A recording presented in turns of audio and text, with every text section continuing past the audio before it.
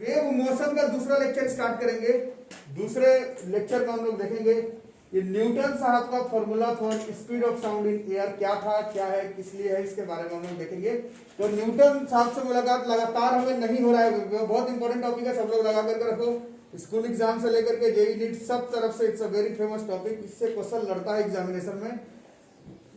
वो बात की बात है, पहले हम लोग सोचते हैं कि 9th क्लास में सबसे पहले साउंड चैप्टर हम लोग पढ़े थे, वहां पर आपको स्पीड ऑफ साउंड का फॉर्मूला बताया गया था, है ना। स्पीड ऑफ साउंड का फॉर्मूला बताया गया था और क्लास 9th में हम लोग सीखे थे साउंड का स्पीड सॉलिड में जो है वो ज्यादा होता था, लिक्विड में कम, गैस में उससे कम। गैस मतलब अगर एयर का बात करें तो speed of sound in air आपको याद होगा 9th क्लास में पढ़ाया गया था, कितना कितना होता है, लगभग 330 से लेकर के 340, 341, 345 मीटर पर सेकंड पर। और 9th में ही सिखाया गया था कि साउंड का स्पीड लाइट के स्पीड जैसा नहीं है, लाइट का speed time depend, temperature dependent नहीं होता है। साउंड का स्पीड अभी आप लिखे हैं, साउंड क्या है, sound is an example of longitudinal wave motion. Longitudinal wave motion तो डिपेंड कर रहा है पार्टिकल मीडियम पर, तो मीडियम पे छेड़छाड़ करोगे तो स्पीड ऑफ साउंड जो है वो अलग अलग आएगा। बट न्यूटन, बहुत दिन से मुलाकात नहीं हुई, Newton the greatest ever scientist mathematician of all time, इन्होंने ही सबसे पहले सोचा कि साउंड का स्पीड एयर में कितना हो सकता है। साउंड सबको मालूम हो तब तक चल चुका था कि वेव है, वेव जो है वो ट्रैवल कर रहा है जिसके वजह से साउंड का स्पीड है। साउंड का स्पीड आज आपको और हमें कुछ कुछ याद है, 330 से 340 के रेंज में है, वो भी 20 से 25 डिग्री सेल्सियस एटमॉस्फेरिक प्रेशर पर। प्रेशर आगे पीछे करोगे, टेम्परेचर आगे पीछे करोगे, मीडियम में छेड़छाड़ करोगे तो साउंड का स्पीड लाइट के स्पीड जैसा कांस्टेंट नहीं है।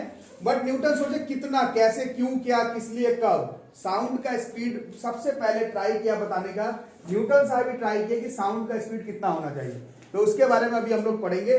और कुछ लोग बता ही रहे हैं एटलीस्ट 12th क्लास एंड होने तक, 9 से 12th क्लास तक का जो 4 साल का आपका जर्नी है साइंस में, ये एकमात्र ऐसा फॉर्मूला टॉपिक है जो कि सर आइजैक न्यूटन द्वारा भी गलत हो गया था, इसलिए it's a very famous topic. ये सब तरह के एग्जाम में आता है। इतने बड़े scientist plus mathematician sir Isaac Newton, इतने बड़े नहीं, सबसे बड़े, इनका जो गलत हो गया वो भी सारे के सारे एग्जाम में कंसिस्टेंटली पूछा जाता है। जो भी परीक्षा जानते हो उसमें ये टॉपिक आएगा, क्योंकि एटलीस्ट 4 साल का साइंस का जो हम लोग अपना एक जर्नी बनाते हैं उसमें न्यूटन साहब का दिया हुआ एकमात्र ही formula topic concept numerical theory गलत हो गया। वो इसी पर क्यों, क्या, किस लिए गलत हुआ वो देखते हैं। पहले हम लोग देखते हैं कि न्यूटन साहब का कॉन्सेप्ट क्या था साउंड के बारे में, ठीक है। तो इसमें अभी हम लोग कुछ कुछ सोचेंगे। सबसे पहला तो मतलब हम नहीं सोचेंगे, हम लोग बताएंगे कि न्यूटन साहब क्या बताया साउंड के स्पीड के बारे में।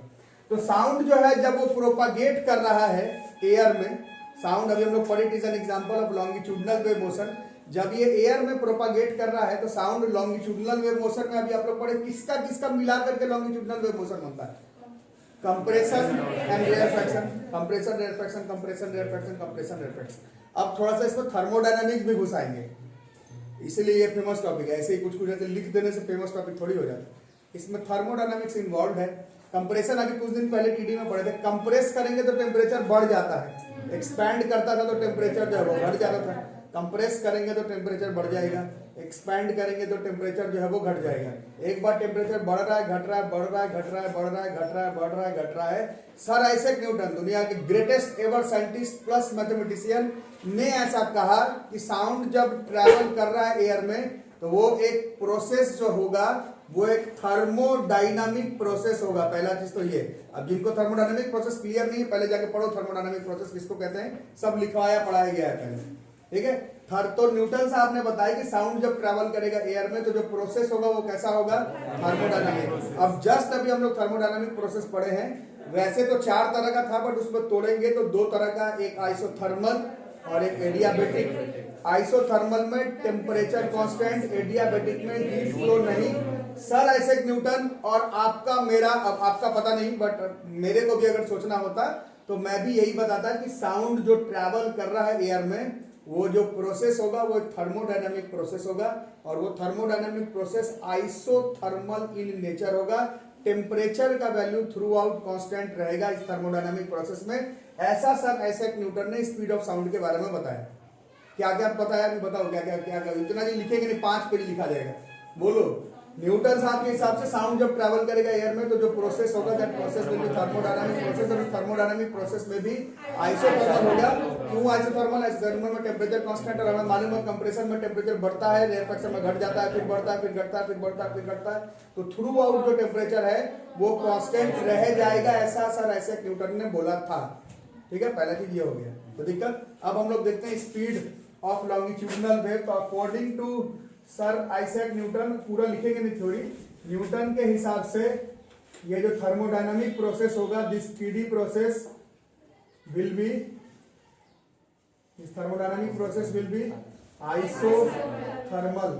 तो अगर ये आइसोथर्मल प्रोसेस है, ठीक है, तो अभी आप लोग एक फॉर्मूला लिखे थे स्पीड ऑफ साउंड। साउंड किसका एग्जांपल है? लॉन्गिट्यूडिनल का। और लॉन्गिट्यूडिनल में भी ये किस में ट्रैवल कर रहा है? लिक्विड गैस, मतलब एयर में है। अभी आप लोग फॉर्मूला लिखे थे, क्या था? V बराबर this is under root K by,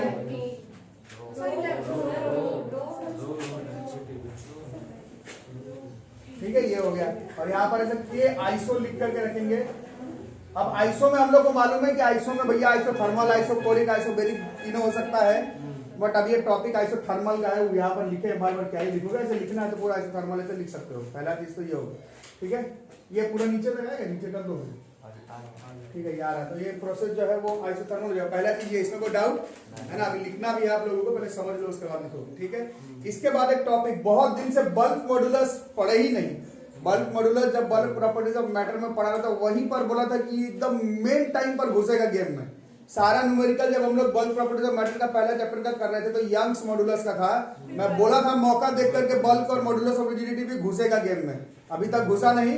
actually में हम लोग थर्मोडायनामिक्स पूरा नहीं पढ़े, आधा पढ़ करके छोड़ दिए, उसमें भी आता, बट यहाँ तो एकदम आने वाला ये बल्क मॉडुलस है। अब बल्क मॉडुलस का हम लोग फॉर्मूला याद करेंगे, जिनको याद होगा बताना। हाँ, बल्क मॉडुलस बराबर था normal stress by volumetric strain, ये पढ़ाया गया था आपको, है ना। ये फोर्स बाय एरिया भी प्रेशर नहीं था, ये भी आपको बताया गया था, ये चेंज इन प्रेशर था, ये आपको क्लियर कट बताया गया था। और फॉर्मूला में यहाँ पर माइनस भी था, अगर बल्क मॉडुलस नहीं पढ़े हो तो जाके मिला लेना, ये वहां पर फॉर्मूला में माइनस के साथ था, ठीक है। तो ये इसको हम लोग ऐसे माइनस, ये चेंज इन प्रेशर को ऐसे डीपी, और ये चेंज इन वॉल्यूम को ऐसे डीवी बाई वी, ऐसे भी लिख सकते हैं। ये आप लोग अगर बल्क प्रॉपर्टीज ऑफ मैटर नहीं पढ़े तो पहले जाकर के उसको मिला लेना, minus DP by DV by V, ये बल्क मॉडुलस का फॉर्मूला है, ये हम लोग पहले पढ़ चुके हैं, ठीक है। ये नहीं याद है तो पहले उसको मिला लेना, ये वीडियो में आ रहा है पूरा साइड से, ठीक है। अब कुछ दिन पहले हम लोग आइसोथर्मल प्रोसेस का इक्वेशन लिखे थे, जिनको याद है उन लोग बताओ, याद ही नहीं तो क्या ही कोई बताएगा। हाँ, equation of isothermal process, isothermal process में क्या कांस्टेंट रह जाता था? P कांस्टेंट तो छोटा मोटा बात है, इक्वेशन PV बराबर कांस्टेंट, PV जो है, ठीक है, PV बराबर कांस्टेंट होगा, PV बराबर NRT, N constant, R constant, और आइसोथर्मल में T कांस्टेंट, तो पूरा PV ही कांस्टेंट हो गया। इस पूरे को हम लोग डिफरेंशिएट करने वाले, नॉन मैथ्स वाले को थोड़ा परेशानी हो सकता है, differentiate with respect to pressure, वैसे किसी के रिस्पेक्ट में भी करने पर सेम आंसर आएगा, ठीक है। नीचे करोगे कि ठीक है, पूरा नीचे तक आ जाएगा। चलो डिफरेंशिएशन बताओ, मैथ वाले लोग भी हो क्लास में, नॉन मैथ वाले लोग भी, U इंटू V करना है, P बाहर, V बाहर, कांस्टेंट का डिफरेंशिएशन इज 0, ठीक है। This P into this is dV by dt plus ये 1 हो गया, माइनस में उधर कर देता हूँ, ऐसे चलेगा ना। और ऐसे इसको थोड़ा ठीक से मैनिपुलेट करो, जरा सा इसको थोड़ा सा ऐसे उधर उधर करो, minus dP by dV by V,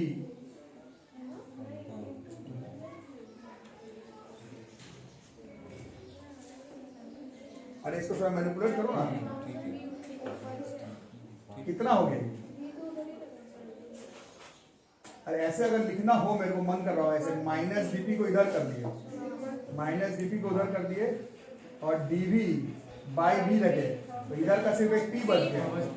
कुछ आ रहा है समझ में? Minus DP by DV by V करेंगे तो केवल पी बच रहा है, समझ में आ रहा नहीं आ रहा है? गोल्डी को नींद आ रहा है, वेरी गुड। तो क्या कुछ नहीं, वाह बहुत अच्छे, ताली को हो जाओ। हाँ, अरे बच्चों समझ में, minus DP by DV by V, minus DP, अरे क्या तुम लोग बच्चे हो क्या? दूसरा इसको करने नहीं आ रहा है, माइनस डीपी को उधर कर दो, माइनस डीपी को उधर कर दो, डीबी को इधर ही छोड़ दो, बाई बी कर दो। ये कितना हो जाएगा, minus DP by DB by B. ये जो माइनस, ये वही चीज ना हो गया, बट माइनस डीपी गया डीबी बाई बी, तो यही चीज हो गया, इधर का एक पी बच गया, यही आ रहा है केवल। इसी चीज को मैनिपुलेट करके अगर minus DP by DB by B लिखेंगे तो ये सिर्फ प्रेशर के बराबर आ जाएगा। और सवाल है क्यों मैनिपुलेट करके लिखे हैं, जो लोग थोड़े इंटेलिजेंट है समझ रहे हैं, minus DP by DB by D ही जो है वो बल्क मॉड्यूलस के बराबर होता है, ये हम लोग पहले पढ़ चुके हैं। तो इसमें अगर हम लोग मैनिपुलेट करने जाए तो minus DP by DB by B जो के आइसोथर्मल है वो सीधा सीधी किसके बराबर हो जाता है, वो प्रेशर के बराबर हो जाएगा। Minus DP by DB by B, या हर बार पी के बराबर नहीं आएगा, आपने इस इक्वेशन का यूज किया है ना, पीवी बराबर कांस्टेंट, और ये हर थर्मोडायनामिक प्रोसेस में थोड़ी होता है, ये सिर्फ आइसोथर्मल में होता है। Minus DP by DB by B हर बार पी के बराबर नहीं आएगा, जब पी लिख रहे हो तो minus DP by DB by B P के बराबर सिर्फ तभी आएगा when you have considered it to be an isothermal process.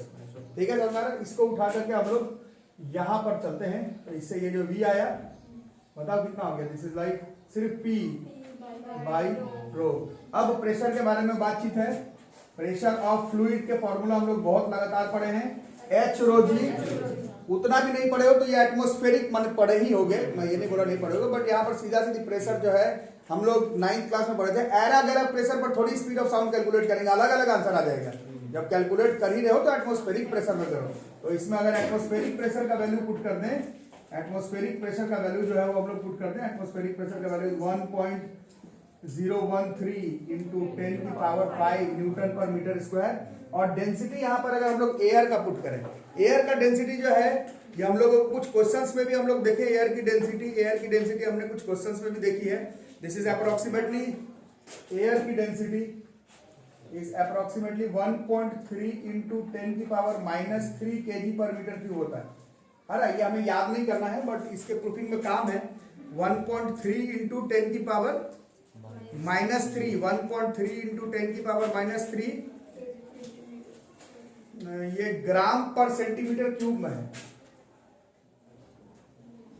Density of air, ठीक है, ये याद नहीं करना, ये वैल्यू मतलब जब आप लोग स्कूल एग्जाम में प्रूफिंग करेंगे, दिस इज 1.3 into 10 की पावर -3, 1.3 into 10 की पावर -3 ग्राम पर सेंटीमीटर क्यूब पर है। केजी मीटर पर क्यूब में कितना आ जाएगा, इसको कन्वर्ट कर दो जरा।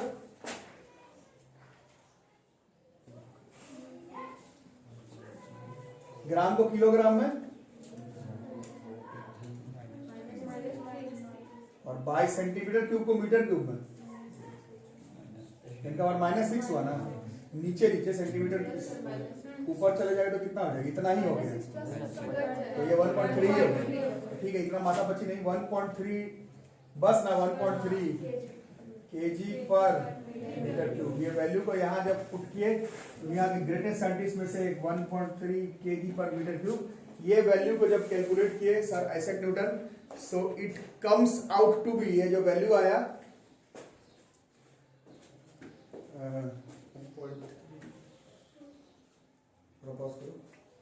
ये कितना है, ठीक है। इस वैल्यू को जब हम लोग कैलकुलेट करेंगे, this will be approximately 280 metre per second. Newton साहब के हिसाब से न्यूटन साहब के हिसाब से speed of sound in air was approximately 280 metre per second. Newton साहब के हिसाब से साउंड जब ट्रैवल करता है एयर में तो जो थर्मोडायनामिक प्रोसेस है ये आइसोथर्मल है, ये प्रूफिंग है। न्यूटन साहब ने इस तरह से speed of sound in air निकाला, और ये जो वैल्यू तुमने पुट किया है ये आप लोग केमिस्ट्री में पढ़े होंगे, किसी भी चीज का डेंसिटी ऐसे मुंह देख करके नहीं लिख दिया जाता है। जो डेंसिटी का वैल्यू जो हम लोग लिखते हैं वो एट एनटीपी पर लिखते हैं, ये खुद नॉर्मल टेम्परेचर प्रेशर पर ही होता है, क्योंकि डेंसिटी ऐसे इधर उधर किसी भी टेम्परेचर प्रेशर पर नहीं लिखा जाता।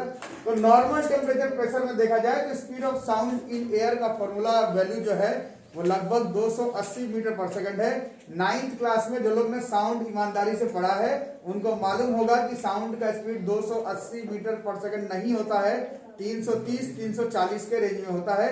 50-60 मीटर पर सेकंड का गलती हो रहा है। इसका मतलब है, जो कि अभी थोड़ी देर पहले भी बताया, एटलीस्ट जो 4 साल का हमारा जर्नी है साइंस का 9th 10th 11th 12th class में, ये एकमात्र ऐसा कॉन्सेप्ट है जो कि न्यूटन साहब का गलत है। वैसे तो एज ए साइंटिस्ट बहुत सारा ही टॉपिक गलत है, बट 4 साल में जो हमारा साइंस का छोटा सा जर्नी है, इसमें हम लोग एक ही बार न्यूटन साहब का कोई गलत स्टेटमेंट, थ्योरी, फॉर्मूला, प्रूफिंग देखते हैं, और वो इसी फॉर्मूला पर है। न्यूटन का formula speed of sound in air was wrongly calculated, ठीक है। और क्योंकि इतना बड़ा साइंटिस्ट है, एक ही गलती पढ़ना है, तो ये जो टॉपिक है ये बहुत फेमस टॉपिक है। जिस भी स्कूल में हो, जिस भी तरह के एग्जाम में तैयारी कर रहे हो, ये आएगा एग्जाम में। न्यूटन साहब से गलती हो गया कोई चीज में, तो वो तो बनता है परीक्षा में।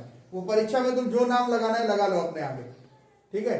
तो इनका तो गलत हो गया है ना, तो लिख रहे हो ना, लिख भी रहे हो ना, लिखते भी रहो। इनका तो गलत हो गया, तो सही भी तो होगा। तो एक और दुनिया के एक और ग्रेटेस्ट साइंटिस्ट में से एक, इनका नाम आप लोग खुद ही बता रहे हैं, बहुत लोगों को मालूम है, Laplace, one of the greatest scientist of all times. और एक 9, 10, 11, 12 वाले स्टूडेंट के लिए ये लैपलेस नाम एक ही बार सुनते ही है हम लोग, न्यूटन साहब का formula of speed of sound गलत के समय पर ही पढ़ते हैं। बाकी जो लोग आप लोग इंजीनियरिंग और फिजिक्स ऑनर्स करेंगे, बहुत बड़े साइंटिस्ट, वेरी, मतलब इनका बहुत सारा लॉज आप लोगों को पढ़ना है, बट एटलीस्ट मतलब छोटे साइंस के हिसाब से ये एक ही बार दिखते हैं, और वो न्यूटन साहब का स्पीड ऑफ साउंड गलत करते समय ही ये टॉपिक फॉर्मूला आपको दिखता है।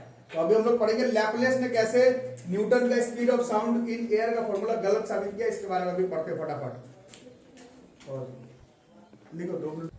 यहां तक हो गया, तो अभी हम लोग पढ़ेंगे लैपलेस करेक्शन। इनका तो गलत हो गया एक्चुअली में, गलत इन द सेंस, अभी ऐसा हम लोग जैसा एकदम छोटे मोटे साइंस के स्टूडेंट भी बता सकते हैं गलत है दो तरफ से। एक कि 280 नहीं है वैल्यू, 330, 340 है। दूसरा, थर्मोडायनामिक्स पढ़ने के बाद इसमें एक साफ एक गलती पता चल रहा है। आज तुमको और मेरे को साफ पता चल रहा है, जिस समय लैपलेस करेक्ट किए थे उस समय साइंस के दुनिया के सबसे बड़े साइंटिस्ट को गलत प्रूफ किए, उस समय बहुत अलग कॉन्सेप्ट था। आज तुम और हम देख करके बता सकते हैं इसमें गलती है।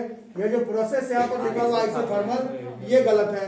आइसोथर्मल में टेम्परेचर कांस्टेंट होता है, सही है, बट अभी जस्ट हम लोग कुछ दिन पहले थर्मोडायनामिक्स में पढ़े थे, प्रोसेस को आइसोथर्मल होने के लिए जो उसका वॉल्स होना चाहिए वो कंडक्टिंग होना चाहिए, तो यहाँ तो है कंडक्टिंग, तो अरे साला गलत कहाँ हो रहा है, कहाँ पे तो सही लग रहा है। बट प्रॉब्लम ये है कि ये जो मूवमेंट हो रहा है वो एयर में हो रहा है, और एयर हम लोग 8th क्लास से अभी 11th क्लास के स्कूल एग्जाम में भी आया। आइस को हम लोग सैंड बैग्स में क्यों रखते हैं, अभी आपके स्कूल एग्जाम में भी आया। एयर जो है वो पुअर कंडक्टर है, इंसुलेटर है, वहीं पर हम लोग जाकर के मात खा गए। मतलब सर आइजैक न्यूटन वहां पर जाकर मात खा गए। वॉल्स इस थर्मोडायनामिक प्रोसेस का कंडक्टिंग होना चाहिए। कंडक्टिंग होने का मतलब एयर जो सोच लिए वहां गलत हो गया। एयर हमें आज के डेट में मालूम है वो गुड कंडक्टर नहीं, वो पुअर कंडक्टर है। हीट का बात हो रहा है, क्योंकि तुम थर्मोडायनामिक प्रोसेस में उलझे हुए हो। अभी समझ में आ रहा है सबको क्या बोल रहा हूं? क्या ये प्रोसेस डेफिनेशन के हिसाब से ठीक लग रहा है कि आइजैक न्यूटन का ही सही है, लेकिन एक्चुअली में सर लैपलेस ने इनको करेक्ट किया, और लैपलेस ने बताया ये जो प्रोसेस है वो आइसोथर्मल नहीं है। क्यों आइसोथर्मल नहीं है? वॉल्स कंडक्टिंग है, अच्छी बात है, लेकिन जो जिसको तुम कंडक्टर कह रहे हो एयर को, वो एयर खुद पुअर कंडक्टर है। और लैपलेस बताए कि being a poor conductor of air, being a poor conductor of heat, ये जो प्रोसेस है इसमें हीट फ्लो नहीं हो रहा है, और हीट फ्लो नहीं हुआ तो उस प्रोसेस को आइसोथर्मल नहीं कहते हैं। उस प्रोसेस को हम लोग को मालूम है, एक ऐसा थर्मोडायनामिक प्रोसेस जिसमें हीट फ्लो नहीं हो वो आइसोथर्मल नहीं, वो एडियाबेटिक प्रोसेस होता है। लैपलेस ने यही पर करेक्ट किया। बाकी सब तो ठीक ही है, इतना बड़ा साइंटिस्ट बताया, गलत थोड़ी बताया होगा। बाकी सब तो ठीक ही है, बट दिक्कत ये हो गया थर्मोडायनामिक प्रोसेस है ठीक है, वॉल्स कंडक्टिंग है वो भी ठीक है, बट जिसको तुम कंडक्टर माने एयर को, वहां गलत हो गया। एयर गुड कंडक्टर हीट का नहीं है, एयर पुअर कंडक्टर है। वो हीट फ्लो को होने नहीं होने देगा, और एक बार हीट फ्लो ही नहीं हुआ तो प्रोसेस आइसोथर्मल नहीं होकर के एडियाबेटिक हो जाएगा। लैपलेस के हिसाब से, दुनिया के महानतम साइंटिस्ट में से एक, लैपलेस के हिसाब से, यहां पर अब लैपलेस का फॉर्मूला आ गया। लैपलेस के हिसाब से बताओ आप ही लोग, लैपलेस के हिसाब से ये जो थर्मोडायनामिक प्रोसेस है वो एडियाबेटिक हो गया। अरे समझ में, एक नंबर टॉपिक, ऐसा नहीं कि बस थ्योरी लिख के गए हैं स्कूल एग्जाम में आएगा फाइनल में, ये बड़ा बात नहीं है। बड़ा बात, इतना बड़ा साइंटिस्ट का टॉपिक आप लोग गलत पढ़ रहे हैं, ये बहुत बड़ी इंपॉर्टेंट टॉपिक है, ठीक है। तो कहां पर चेंजेस हो गए, ये तो ठीक ही है, यहां पर थोड़ा पेच है, और यहाँ पर फिर नॉन मैच वालों को थोड़ा तकलीफ फील हो सकता है, थोड़ी सी तकलीफ। चलो, तो कौन सा प्रोसेस है? एडियाबेटिक। एडियाबेटिक का इक्वेशन क्या था? Equation of adiabatic thermodynamic process. अभी जस्ट कुछ दिन पहले पढ़े, क्या था? EV to the power gamma बराबर कांस्टेंट। अब इसको डिफरेंशिएट करेंगे, किसी के रिस्पेक्ट में भी करने पर आ जाएगा, बट मैं करूंगा मेरे क्लास में प्रेशर के रिस्पेक्ट में। और देखो यार ये ऊपर वाला सब आ रहा है, चलो इसको डिफरेंशिएट कर दो with respect to pressure. Non math वाले को थोड़ा सा दिक्कत हो, मैथ वाले को बताओ डिफरेंशिएशन भैया। P बाहर है, V का पावर गामा को डिफरेंशिएट कर रहे हैं P के रिस्पेक्ट में, तो इसमें चेन रूल लगेगा। क्या कहता है? गामा V का power gamma -1 into dV by dP। कुछ आया समझ में कि बाउंस कर गया? अरे x का पावर n का nx n-1 होता है तो किए हैं, बट ऐसा तो तब होता जब वॉल्यूम के रिस्पेक्ट में करते, प्रेशर के रिस्पेक्ट में किए तो बाद का वो dV बाई dP बच जाएगा। अभी तो किए हैं मैथ्स में। अरे आ रहा है सबको? x का पावर n का, ये जो लोग नॉन मैथ्स वाले लोग पढ़े हैं, ये x का पावर n का डिफरेंशिएशन पूछता तो nx n-1 बता दे, बट t के रिस्पेक्ट में x का पावर n का पूछूंगा तो ये nx n-1 तो होगा ही, लेकिन ये x का t के रिस्पेक्ट में डिफरेंशिएशन बच गया, वो भी तो होगा dx बाई dt। तो वही करना पड़ेगा। v का पावर गामा का गामा v का पावर गामा -1 तो ठीक है, बट प्रेशर के रिस्पेक्ट में डिफरेंशिएशन है तो dv बाई dt बच जाएगा। ठीक है, अब u इंटू v, अब ये बाकी है v का पावर गामा बाहर, और अभी dp बाई p के रिस्पेक्ट में ही कर रहे हैं, और कांस्टेंट का डिफरेंशिएशन 0। तो this is p, this is gamma, this is v, gamma -1 dv by dp। हाँ ये 1 हो गया और उधर चले गया, दिस इज माइनस p का power gamma, this is p यहाँ रहने देते हैं, गामा यहाँ रहने देते हैं, और dv बाई dp यहाँ रहने देते हैं, और इधर इसको माइनस रहने देते हैं, और डिवाइड हो जाएगा v का पावर यहाँ साइड में, v का power gamma divide by v का पावर गामा -1, कितना हो गया?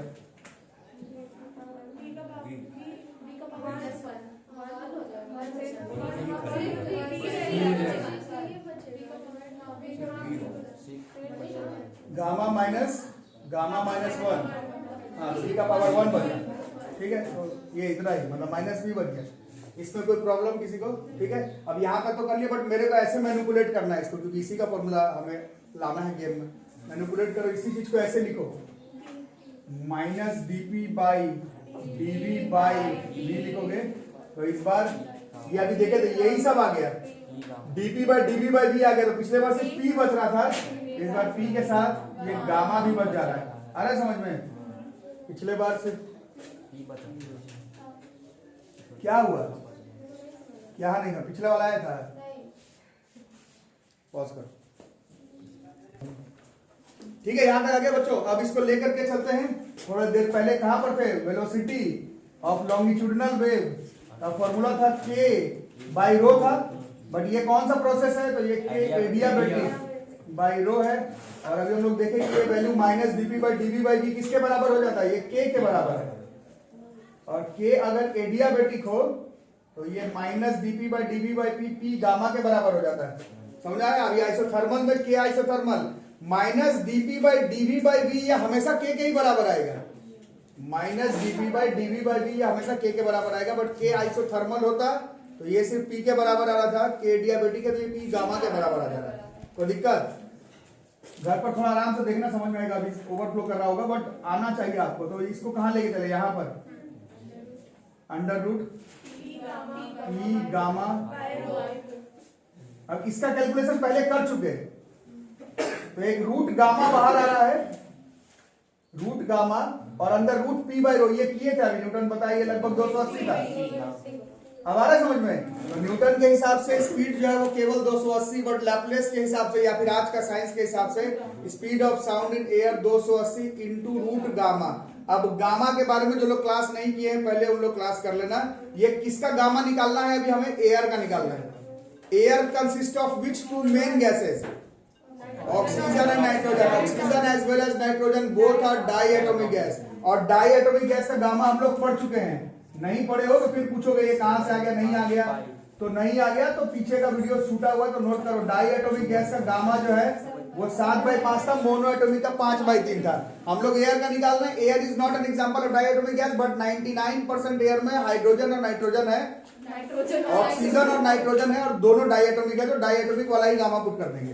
तो 7/5 ये इधर आ जाएगा ना बहुत सारा। तो 7/5 का रूट 1.4 होता है, इंटू 280 है, इसका वैल्यू मोटा मोटी कितना आएगा 1.12 गुना 12 कितना होता है 144 होता है, तो उससे थोड़ा कम हुआ 1.78 1.1 जो भी हो इंटू 280 है। ये वैल्यू जो है वो चल करके आता है जो आपने 9th में याद किया, जो आपने 10th में याद किया। ये value approximately 330 metre per second के बराबर आता है और यही हमें 9th क्लास में पढ़ाया गया है। एट एमटीपी पर नॉर्मल टेम्परेचर प्रेशर पर speed of sound in air approximately 330 metre per second आता है। वैल्यू से ज्यादा जरूरी ये बात है हमें जानना कि न्यूटन ने बताया कि साउंड जब ट्रैवल करता है एयर में तो प्रोसेस आइसोथर्मल होता है। 9th 10th 11th 12th में 4 साल में एक ही ऐसा फॉर्मूला है जो कि एक 4 साल के साइंस के स्टूडेंट को जानना है, जो कि न्यूटन का गलत हो गया। वो यही साउंड जब ट्रैवल करता है एयर में थर्मोडायनामिक प्रोसेस तो होता है बट वो आइसोथर्मल है, एडियाबैटिक होता है और वैल्यू कंफर्म करता है 330 280 नहीं है।